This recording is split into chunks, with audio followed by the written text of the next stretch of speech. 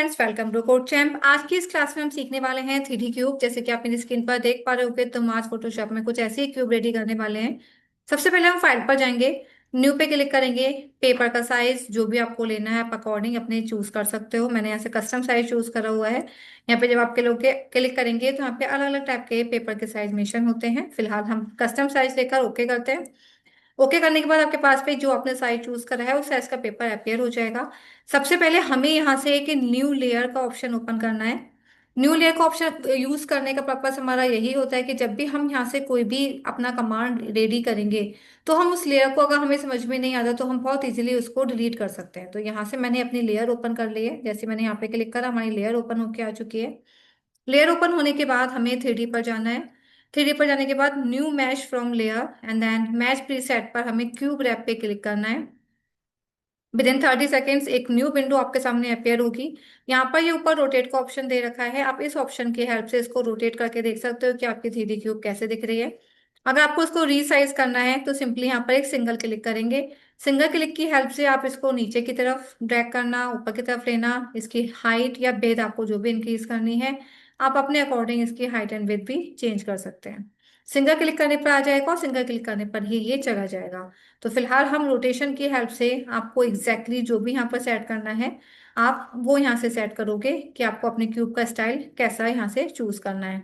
यहाँ पर अलग अलग ऑप्शंस दिखाई दे रहे होंगे आपको। इन सारे ऑप्शंस का मेनली यूज यही है कि आप अपनी शेप को किस एंगल से यहाँ से रोटेट करना चाहते हो या फिर किस एंगल से आप इसको यहाँ से सेट करना चाहते हो।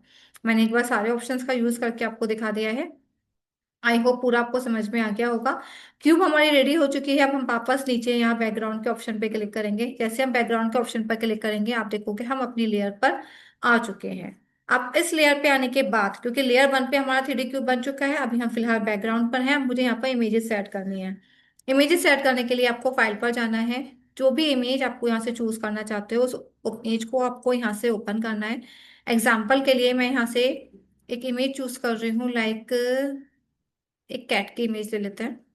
ओपन इमेज हमारे यहाँ पे ओपन होके आ चुकी है। अब इस इमेज को मुझे वहां ड्रैग करना है। पिक टूल लेंगे, क्लिक करेंगे, क्लिक करे करे ही इमेज को वहां से यहाँ तक आप ड्रैग करके लेकर आओगे एंड देन इमेज को लीव कर दोगे। जैसे आप इमेज को छोड़ोगे वो इमेज आपकी यहाँ पर सेट होकर आ जाएगी जो कि आपकी लेयर 2 में है। इस लेयर को मैं ऊपर करके दिखा देती हूँ ताकि इमेज आपको शो हो जाए। मैंने सिर्फ इमेज को नीचे से ऊपर की तरफ ड्रैग करा है आपके राइट हैंड साइड में जैसे कि आपने देखा है। अब यहाँ से मुझे इस इमेज को यहाँ पे सेट करना है तो हम कंट्रोल टी करते हैं। कंट्रोल टी करने पर इमेज आपकी सिलेक्ट हो जाएगी। अभी हम कंट्रोल प्रेस करे करे ही इसको ड्रैग करेंगे।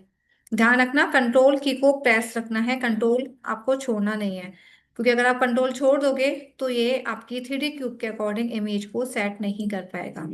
सारे एंगल्स पॉइंट टू पॉइंट आपको यहाँ पर सेट करने हैं ताकि ये बिल्कुल उसी के अकॉर्डिंग यहाँ से सेट हो जाए। आप चाहो तो डिफरेंट डिफरेंट इमेजेस भी यूज कर सकते हो और अगर आपको एक ही इमेज लेनी है तो आप एक इमेज ले सकते हो। इमेज सेट करने के बाद आपको एंटर प्रेस करना है। सेम इमेज मुझे फिर से लेनी है। मैं फिर से कह रही हूँ आप अलग अलग इमेजेस का भी यूज कर सकते हो। बाकी सारे कमांड आपके सिंपल हैं। कंट्रोल टी, वापस से वही कंट्रोल प्रेस करेंगे और इमेज का जो एंगल मैंने सेट किया था पहले जो कि हमारे क्यूब का एंगल है उसी के अकॉर्डिंग हम इसको सेट करेंगे। बस पॉइंट्स का ध्यान रखना है कि कौन सा पॉइंट आपको कहाँ पे मिलाना है। अगर आपने एक भी पॉइंट की मिस्टेक करी तो वो 3D क्यूब में कन्वर्ट नहीं हो पाएगा। ओके, बाकी आप इसको सिलेक्ट करके आगे पीछे कर सकते हो। मैं वापस से थर्ड टाइम सेम इमेज यहाँ से ले रही हूँ। ऊपर मुझे फ्लैट वर्जन पे भी इसको सेट करना है। सेम हमने करा कंट्रोल टी और कंट्रोल टी की हेल्प से कंट्रोल प्रेस करके पहला वाला पिक्सल मुझे यहाँ पे सेट करना है। दूसरी नॉट मुझे पीछे की तरफ सेट करनी है, हेयर। थर्ड नोट मैं फिर से बता रही हूँ सिर्फ और सिर्फ नोट्स का ही आपको ध्यान रखना है। बाकी की इमेज सेट करना काफी इजी है, आप बहुत इजीली इसको सेट कर सकते हो, ऐसा कुछ हार्ड इसमें नहीं है।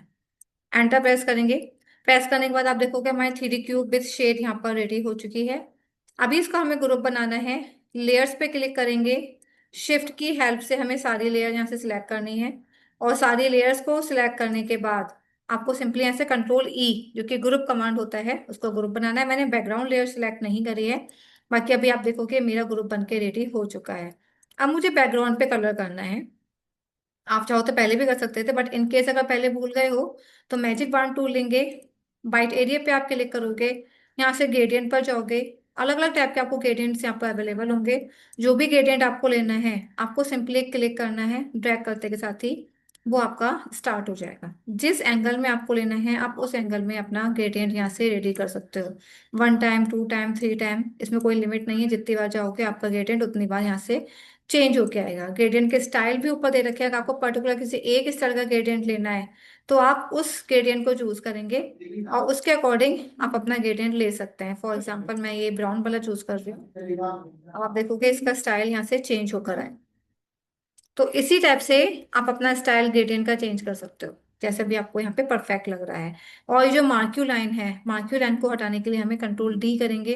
कंट्रोल डी करते के साथ ही आपका ये मार्क्यू यहाँ से चेंज हो जाएगा। अगर आपको इसमें और शेडिंग करनी है तो यहाँ पे जाके आप राइट क्लिक करोगे।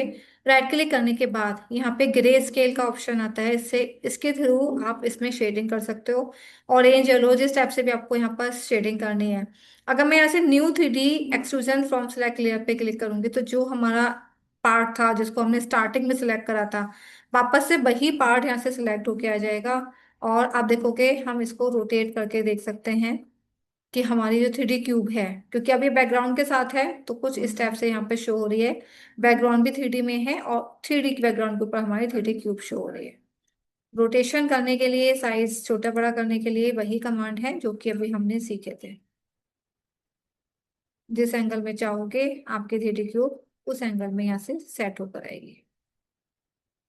अभी बैकग्राउंड भी आपका 3D हो चुका है। बैकग्राउंड के साथ साथ जो इमेज 3D क्यूब थी वो भी ऑलरेडी उसमें सेट हो चुकी है। तो एक साथ मैंने आपको 2 3D सिखाए हैं, बैकग्राउंड का 3D एंड शेप का 3D एंड क्यूब का 3D। आई थिंक पूरा इन ऑल आपको बहुत अच्छे से क्लियर हो गया होगा। एक बार इस ऑप्शन को करिएगा, कहीं डाउट हो then you can ask question. मेरा नंबर नीचे मेंशन हो रखा है। मिलते हैं नेक्स्ट क्लास में। Till then take care, bye bye, and don't forget to like and subscribe my channel. Bye bye.